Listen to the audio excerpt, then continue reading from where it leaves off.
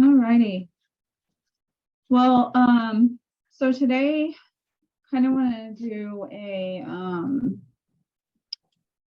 kind of like an overview of, some of the systems and setup and stuff like that. I know we kind of have done one on that before, but there are a few things I want to mention. Though when I put the topic on there, I was just like, well, maybe I should have written all those things down that I had in mind whenever I wrote that. So I know I do have a few things. So I think today's is going to be more like a question and answer session.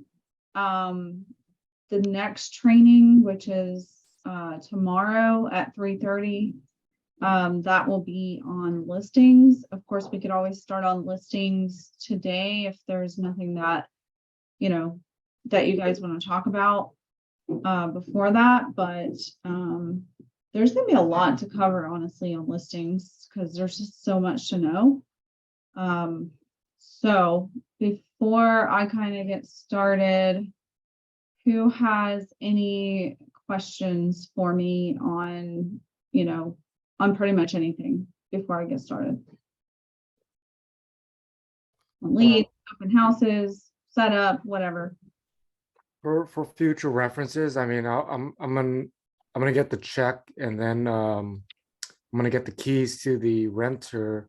For the representing the renter, do you usually follow through with things like keys and whatnot after the contract's all said and done? Yeah. Okay. Yeah, so that's usually what I would help with, is coordinating, when they're getting keys and all of that. And so I would still coordinate that. Okay. I mean, besides coordinating, because he's not going to be able to pick up the keys on the 3rd. The agent is going to be out of town on the weekend of the 3rd. So on the 1st, I have to pick up the keys and then arrange with the place to meet him up. Yeah, that's fine. Yeah, okay. Is that typical? I don't know that anything in real estate is typical. Okay. It just varies per transaction that you're doing. Sometimes you'll, give the keys to them. Sometimes the landlord will just leave the keys. Sometimes the agent will meet to give the keys. So honestly, like, it always goes differently. Okay. So, Andy, did you have a question? No. Oh, okay. It went to you, I think, because you're not on mute. So it went to you because I saw you moving. So it's like, okay, I'm going to go to Andy. So I thought you had a question. Oh, my bad. No problem. Okay, anybody else? Any luck on the Long Beach house selling? Oh, on the forehand one? Yeah, forehand. Yeah, we're actually in the midst of counter offers right now, and the seller's kind of trying to figure out what they want to do. There's been some logistics with people putting the offer on the wrong form and people needing to resubmit stuff. And so we're just waiting on the seller to receive those items and then decide what they want to do.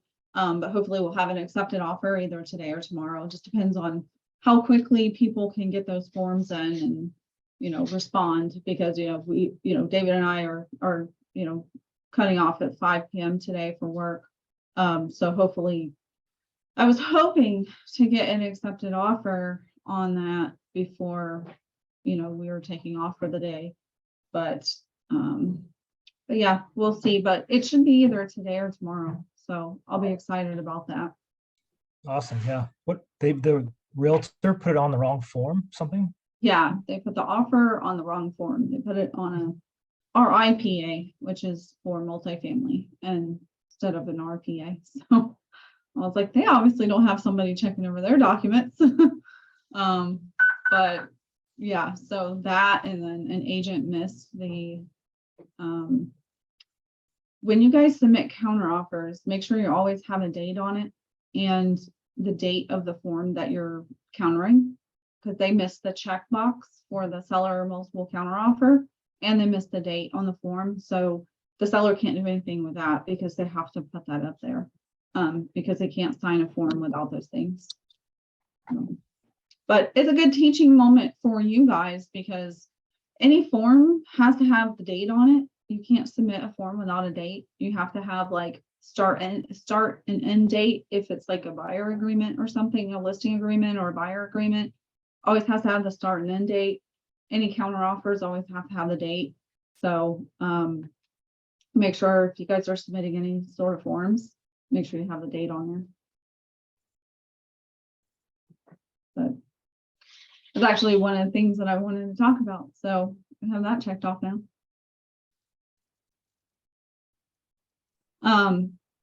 So speaking of offers, who all does not know either how to submit an offer or the forms that we would like for you to submit when you submit an offer, such as like the agent cover letter? Who does not know how to do that? I don't. Evan? Yeah. Me neither. Okay, so I think there are a few of you who don't know how to do that. So that's part of what I'm gonna walk you guys through real quick. So I know Evan, it seems like you may be on a cell phone, right? Yeah, I'm on my cell phone. Okay, so it may be a little bit harder for you to see. So I don't know if you can get to a computer or not. Is that why I always show up as a user instead of myself? You're 'Cause I'm actually on my- showing up as Evan's iPhone right now. So that's better than me being random. yeah, just a Zoom user, yeah. Yeah.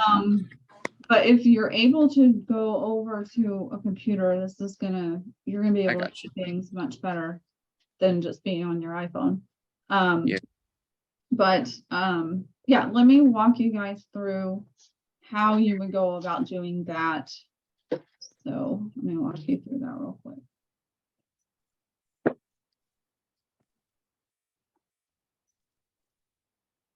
Okay. So I'm assuming everybody has zip forms or is in the process of getting zip forms set up. If you have not gotten your zip forms set up, you'll definitely want to contact your local association.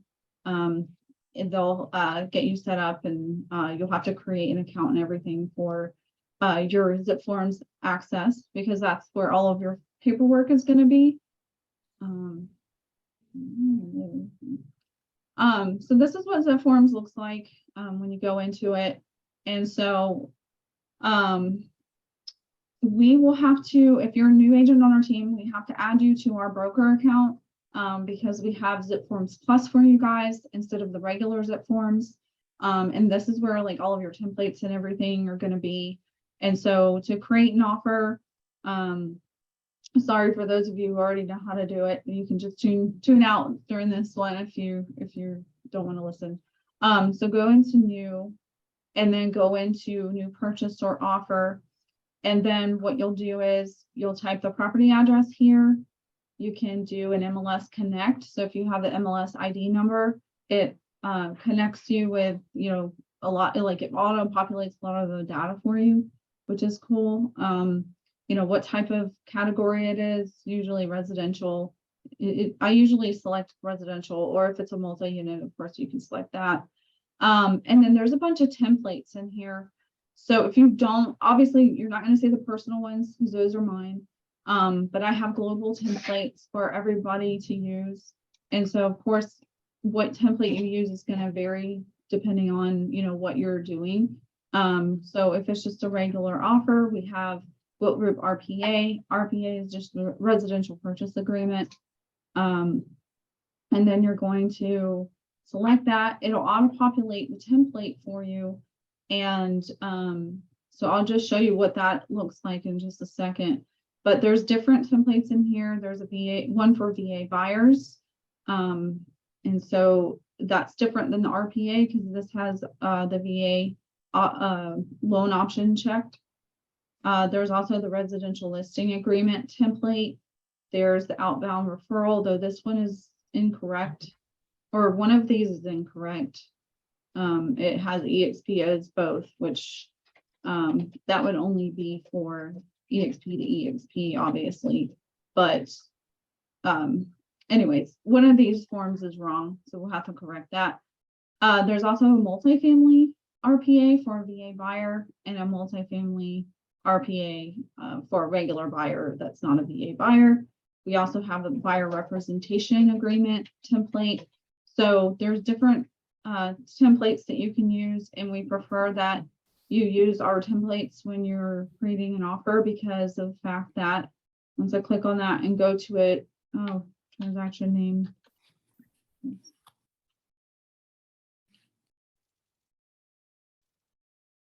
There are certain boxes and everything that's going to be checked. So, like buyer boxes are going to be checked. Obviously, if you only have one buyer, you're only checking one box. And then, of course, you're going to put in the specific property info. Like if you did the MLS Connect, it'll auto-populate property address for you. You'll put date prepared up here. We're creating it today. Who the offer is from, which is the buyer's name. And then if you do the MLS Connect, it'll connect like the address and the city. And sometimes it does the county, sometimes it doesn't. So it just depends on the property. Zip code and APN. So make sure it has all of that information. Make sure all of this information is populated. It will auto-populate it, but for some reason it doesn't do. Sometimes it won't do the license number. So sometimes you have to check that against the MLS. And then of course you're going through, I do have videos on how to fill this out. So today I won't go over how to fill out an RPA. But basically, you're going to go through and fill all of these things out. But what's cool is on the template, there's certain items that are already checked for you. Like the natural hazard disclosure that already has some items checked for like the seller to pay for it. And it has environmental checked. It has already a lot of check boxes for who pays for what. So the way you don't have to think about it. The only thing that doesn't is the home warranty plan, or if there's anything else that needs to be checked, such as like the HOA. We do have the HOA transfer fees checked, but if there's anything else relating to the transaction, you can type that in. But this is for like a standard template, not modified to a buyer. And so what I encourage you to do is off of the global template, make your own template. And so basically how you do that is when you go back to transactions and you click new and you're doing an offer, you apply the template, or I'm sorry, you have to go into templates, duh. So go in there, create a new template, offer, and then you're going to select whatever template you're trying to do. We're just going to do Caleb's. Obviously, I'm not going to put all of your info in there, but Caleb's template RPA. It's okay if it's not exactly what I'm saying that it is, but it's just for example purposes. And then what you can do is, instead of, having blank info for who you're representing, you can put your info in here, Caleb, Harris, and then your license number. So the way you don't have to do that each time.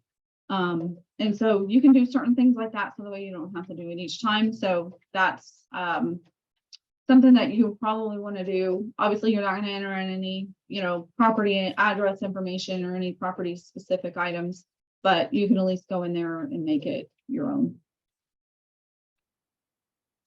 Any questions on that? Or is it pretty straightforward?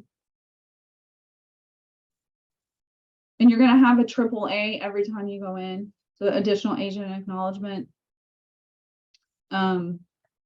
And so you're going to go in, and Dan Shin called it a AAA. So I was like, I'm going to steal that because that's cool. That's funny. So you'll go in here and you'll add David and I on. You'll add your info at the top of this section with your license number. Put the buyer's name, as always, put the date. So anyways, somebody say something. Evan? Oh, shoot. I was talking to my dog. I thought I was freaking muted. Oh, no, you're not muted. But anyways, so that's what you do for that. As you can see, this one is a multifamily VA, so that's why this popped up. But we're not going over forms right now. We're just going over like basically how to do templates and stuff like that. But so that's how you go in there to write an offer.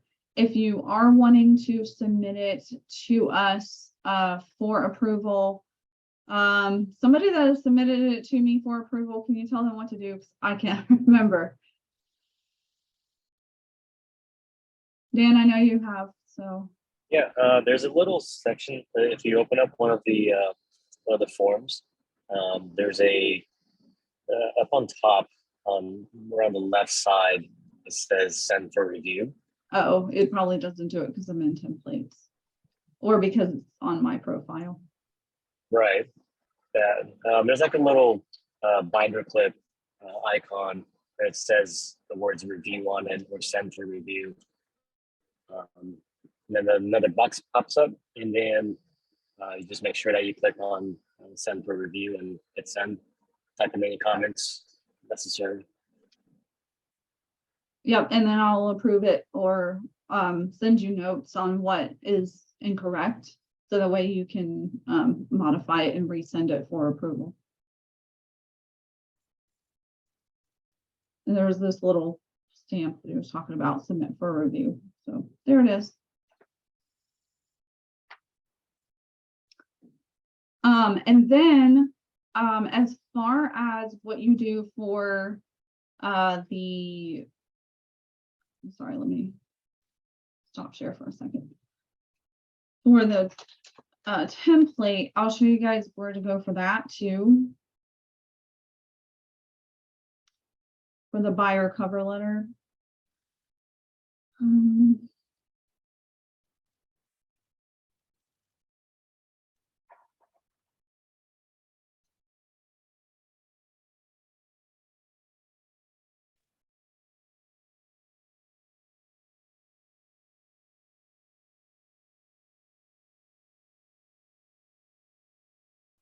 Share screen.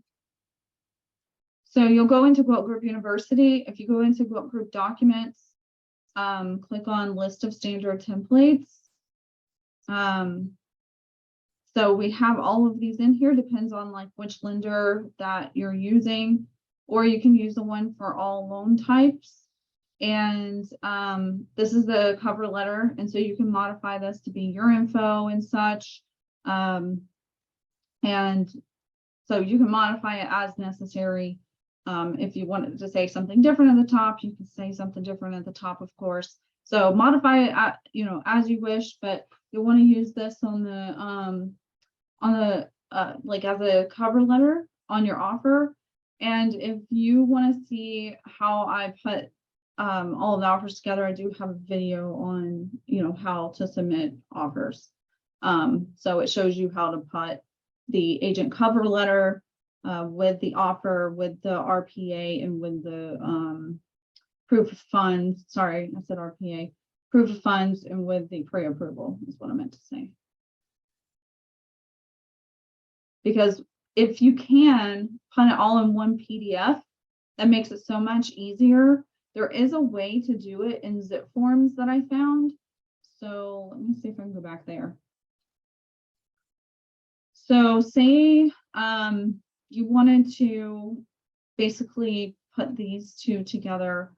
What you're going to do there, let me refresh my memory. It's been a while since I've done this. So what did we do before? I think we went into e-sign. No, we went into download. I believe, no. Oh shoot, it's doing that stupid thing that it won't let me do anything because there's no property address. Shoot.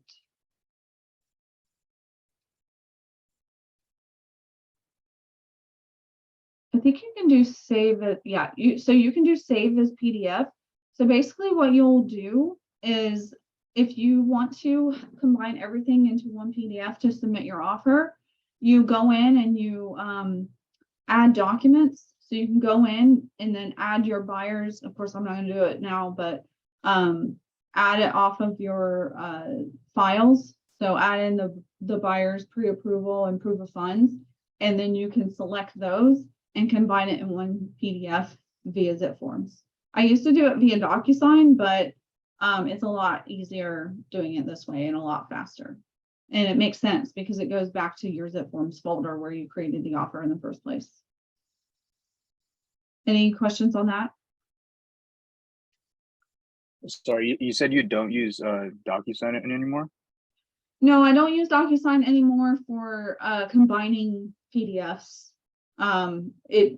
Sometimes it can be a little clunky trying to do it. So if you do it off of this, it's super easy because it goes right into here. You create the one PDF to submit to the agent. So that way everything is all in one. So what I would do is I would have the agent cover letter, the RPA, the pre-approval, then the proof of funds. And if there's any other documents that needed to be included, then I would add those in there as well. But I like to have it as one PDF. So the way when you're sending it over to the agent, it's very nice and clean and they don't have to click like 5 different documents. Okay, gotcha. Yep.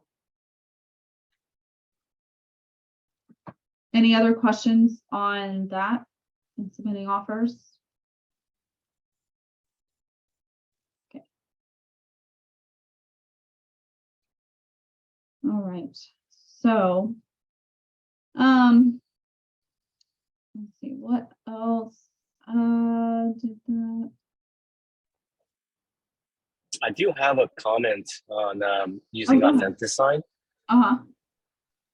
So if you have like a husband and wife that's trying to buy a property, you didn't make sure that you tell them. Authentisign goes in order of signers. So case in point, we were all staring. I was staring at my at the husband, waiting for him to sign when he was waiting for his wife, There's a or way- the wife was waiting for to sign. Yeah. There's a way to make it so that way it will go to both of them at one time. There's a box Oh, to okay. check. Yeah. So when you go into eSign and you're sending it out, after you select the names, I believe it's after you select the names, when you go through, there's a box to uncheck for submitting. There's either a box to uncheck for some, sending one by one, or there's a box to uncheck for like either way. There's a box that you can either check or uncheck to make it so the way it goes Okay. out to everybody. Because I got tired of people saying, "Wait, my husband got it, but I didn't get it," and I just got so Right. tired of people telling me that. And I was like, "There's got to be a way." But there is a way to make it so the way it sends out to all parties at one time, so the way you don't have to Okay. explaining it because people get confused. Yeah. So, Yeah. We lost 24 hours for that doing. oh, doing really? Yeah. Are you on your way to your appointment right now to go over disclosures? Yeah, we're about to go and get prints or get the disclosures printed out. Oh, nice. Okay, so you're going to get them printed out. Yeah. But you're Yeah. meeting with them today? Yes. Okay, awesome.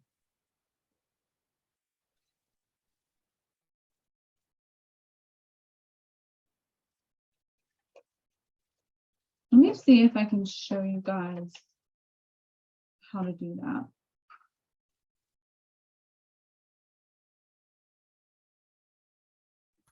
So it probably won't let me. Well, Don't wait. you just set the tiers, Tasha? Like, you can set them 1, 2, 3. You can set 2 people as 2 and 2, and that way they're next in line. So, or 1 and 1. I don't know anything about that, but I know that there's an option. So hold on 1 second. I'm not actually gonna send this out. Oh, so it's called a signing order.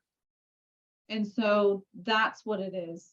So if you, after you go and like select the documents to sign, and then you go to next, and you select the recipients, there's a box to check for signing order. Let me show you guys. So this is what it looks like, signing order.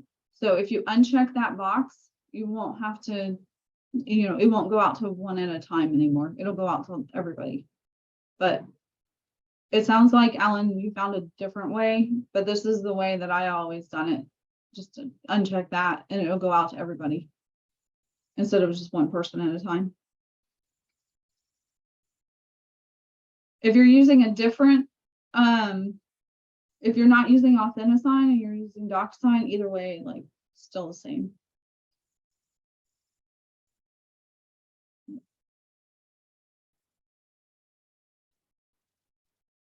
All right. So kind of switching gears a little bit.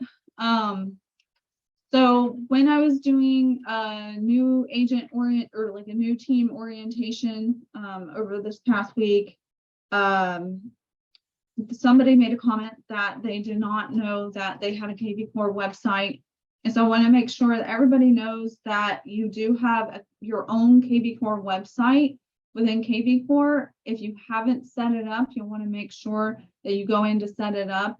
I can't tell you how to do that. All I know is you go into EXP Enterprise and you go into Kvcore, or what I mean is I can't show you because I'm already set up. So in order to access that, you just go and set up your Kvcore profile and then you'll have your Kvcore set up. So it shouldn't take too long, shouldn't take more than a week, especially if you don't have anybody to import. It shouldn't take you that long to get that set up. But you do have a Kvcore website that's there for you. And there are a ton of tools that you can use within Kvcore. So I just want to make sure that everybody's aware of the different things that they can, do within Kvcore. So if you go to web and IDX, this shows you your setup of your website. So how to manage it and all of that. And so like I added testimonials, my service areas in SEO, custom pages. You can add blog posts. You can do a whole lot of things in here. Of course, when you're first getting set up, this may not be the thing that you want to focus on. But do know that you do have a website and your website's going to look sort of like mine. So it'll come up. I added a video to mine. You can use a picture, but video I've been told is way better than having a picture. So if you have a picture on there, or I'm sorry, a video on there, you can find a video, or you can have like Cecilia send you one. So she has access to my Canva. This is where this video is from. But as you can see, I added in my testimonials, my listings. So there's different things that you can do, but just know that you do have a website like this, and it does do some sort of lead capture before, because I've gotten leads off of it before. So it does do that. So just in case you guys didn't know, you do have a website. And then also, if you go into listings, you can do a Kvcore property boost. And so you can pretty much do that with any listing, though you do need the listing agent's permission, and you do need to put listed by, Dan Shin, in their company. And so you say listed by Dan Shin, broker by eXp Realty. And so you just want to put the agent's name and their company there, but you'll want to get written permission if you are advertising anybody's listing. Even in eXp, you have to get permission. Though with the team's listings, you can advertise those. You could ask them for permission, but I would hope that everybody on the team would be open and willing to share and be willing to let the whole entire team, market their listings, because that's what we're here for, is to be, a team. And so if I ever have any listings, you guys can definitely do a property boost on that.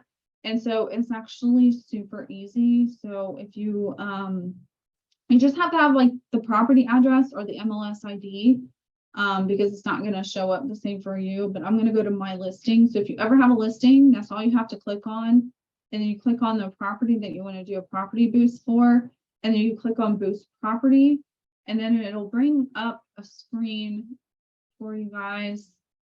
And I'm already doing one So that's why it showed like that. But you basically go and, it's gonna look a little bit different. It'll give you different plans and different options for payment options, but it's not showing that because I've already have some boosted, but so that's how you go in there and do that. Like if you do just a week, it's $60. If you do, I believe it's 3 weeks, it's $150. If you do longer than that, they do have a $250. I usually do the $150 one because I find that a week isn't long enough and you don't really get very good leads if you're only doing a week. So if you can do longer than that. So you can always, ask in the Agent General California channel to see, who all has listings that you can do a property boost on. You can always do property boost on my listings, like I said. But that's how you do the property boost. And if you go into, Marketplace, and if there's a specific listing that you want to find, you go into property boost and sign in. And then you do boost property. So it kind of brings you to the same spot as that other one did for my listings. But you can go in here and then put in either the property address, or you can click on this that says use MLS ID instead. But this is a good way to, get, boost listings. And if you don't have listings, you can always reach out to kind of like what some of you are doing for open houses, reach out to like 10 to 20 agents a week or even more, and just, start asking a bunch of agents if you can boost their, market their listing. I would say start with EXP agents first, because we all have that mindset of helping, our fellow agents. So you might have a little bit better luck if you ask an EXP agent. But I would just, start asking, and it's not like because they say yes, you have to property boost it, but it just gives you that option to, get leads that you otherwise wouldn't have.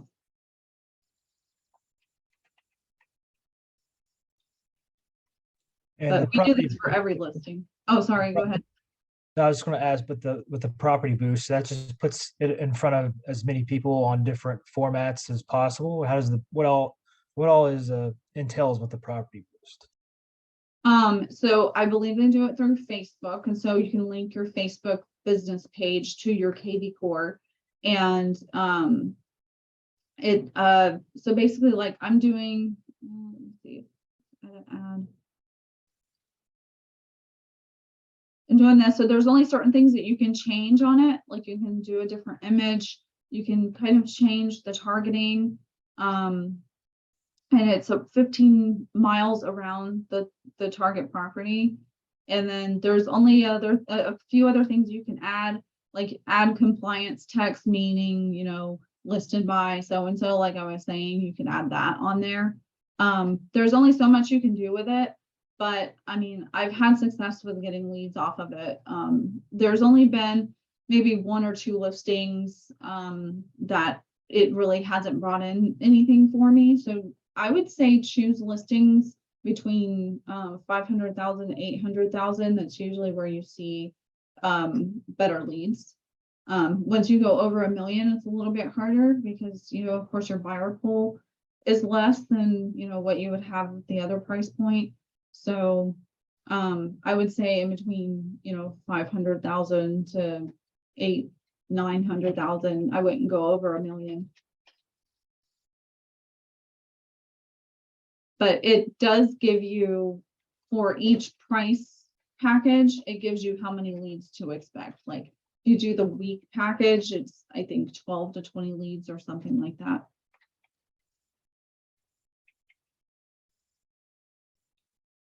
But what's cool is like if a lead reaches out, it goes automatically into your Kvcore.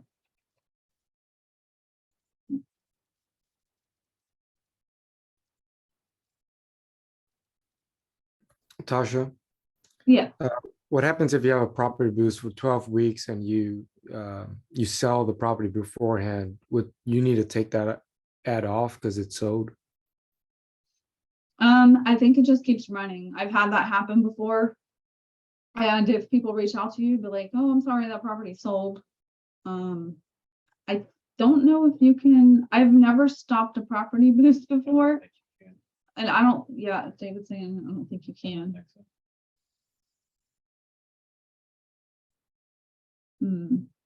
Yeah, I don't think you can.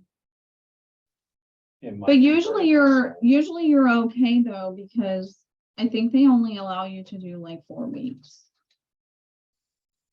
They may allow you to do more. Because they changed some things in this past year. And so what I'm looking at now, actually no, that doesn't. Oh, never mind. Yeah, I think it's only 4 weeks at a time. So I don't usually do more than like 3 weeks, because I know by that time the property is either going to be sold or, you know, the leads are probably going to go stale after that time anyways. So.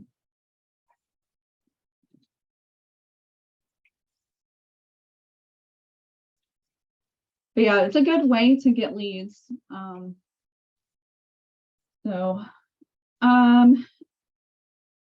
And that's really all I had for you guys today. Sorry, it wasn't like more in depth on a lot of things, but that's pretty much what I have for you guys today. You know, are there any other questions about, it doesn't have to be related to what we talked about. Like, what are you guys struggling with? Is there anything that you guys need help with at all? I was just going to add that on GGU, they have that Zip Forms Plus training on there. If like Andy or anything has questions about Zip Forms Plus, I just happened to do it. It was like an hour and a half long. Okay.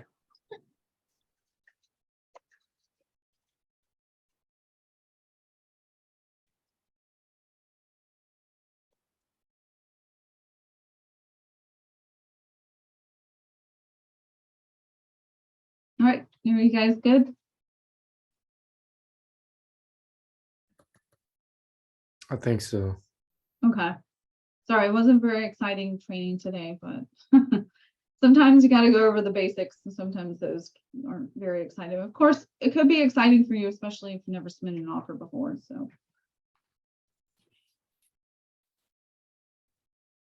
let's see. How do you guys feel about the 3:30 time? Does anybody feel like that's kind of a weird time? They'd rather do a different time? I think it's good because like I'm doing the reload class this Thursday too. Like it doesn't interrupt it. Okay, good.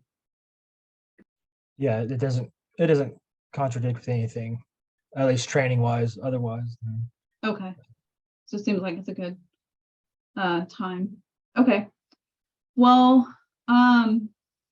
everybody do me a favor. If you haven't looked over the template for listing agreements, please go ahead and do that before our meeting tomorrow. Tomorrow we're going to discuss preparing for listings. So I'm going to go over the paperwork that's needed, and I'm going to go over some of the things that you'll need to know in order to prepare for a listing. There's a ton to know about listings. It's kind of like working with buyers, but you know, there's a whole lot of other logistics that you need to know when you're working with sellers. So we're going to go over everything to do with that.